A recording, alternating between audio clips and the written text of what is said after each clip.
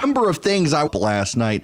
This is a great day shaping up. It gives you a play when you look as they come in three over. And what happens with the evening of or MSNBC to an exit poll, the actual percentages 55 are Asian, 5% are you poll you folks, so you get a delightful surprise why this is so interesting. What happened are presidential, they won't do it. You got to, if they do most accurate polling, and they will of about a Republican. If Joe in middle, you're doing poorly and clear as possible, you get all to do without it. Did do it after the South Carolina and Monday. It became a significant surge for Joe Biden. And there was not a campaign and there was not a media outlet that could see the surging. So everyone who was doing their prognosticating on what could happen was using data that had already become invalid based on South Carolina. We know from the exits, and the reason I brought up the exit polling is that over 50% of voters in every one of the states that voted waited until after Saturday to make up their mind. The only group of people who did not do that were young voters. Young voters had already made up their mind. They were going for Bernie Sanders, but they did not go vote. This gets me to what I was talking about yesterday. Overwhelmingly, young voters did not show up to vote. There is an inordinate amount of attention in the media over what young voters do or do not do. There is an inordinate amount of attention given from the media. And the reason has a lot to do with media ratings. There is something called a demo. If you're in TV and radio, you know what a demo is. And if you enlarge, and because the youth vote, they have young people very aggressive at on cue. That were young people were the hard to see. Bernie lost it. Now, in the polling, had enough of Mike Bloomberg. They realized after South Carolina, Biden actually was a viable candidate, and he was expected to be came in last. Bloomberg or delegate that no even on Sunday and the odds he's now ahead of delegates are post Super Tuesday and Florida warning signs of what happened. Who was backed by funded this country.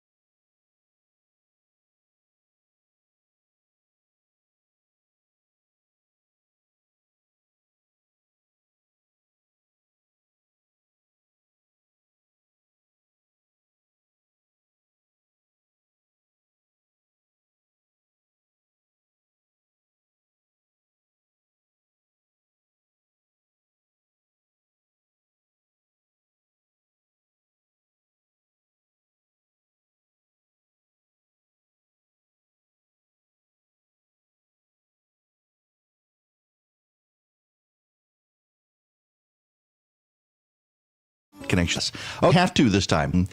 The first big sign pollsters on surge. Left-wing 3% in veteran single-handedly saved the difference. Was ahead in 10 of the 14. And I went to law school to avoid 33. So Sanders 33%. Sanders would end her candidacy for last night. Sale of fake tears runs through her home. Minnesota is a progressive state. Amy Klobuchar was winning it barely to Joe Biden, but she came out, she endorsed Biden, and the party gravitated to Oklahoma. He got it 39% and 10. In Utah and Vermont and red state to a Bernie Sanders state. Well, you only went to Bernie Sanders state in these hipsters now who showed up in Colorado to go for Bernie Sanders. Let me play you this clip from Van Jones on CNN last night. Boy, that there has been this consolidation for the moderate lane, the Democrats, who feel like this is the empire striking back. That there was a momentum that was real, and everybody loves Joe, so to see him rise from the dead is great, but this is still a divided party. He was going to run away with it. Yeah, listen, it is interesting to watch the progressives, and this is going to be an issue that Joe Biden did as well as he did last night. But then look at some of the numbers. So, for example, in Biden at 34. Now, the issue here is that a lot of Warren's voters, female voters for Warren, would have gone to Joe Biden. So you can't use that. Does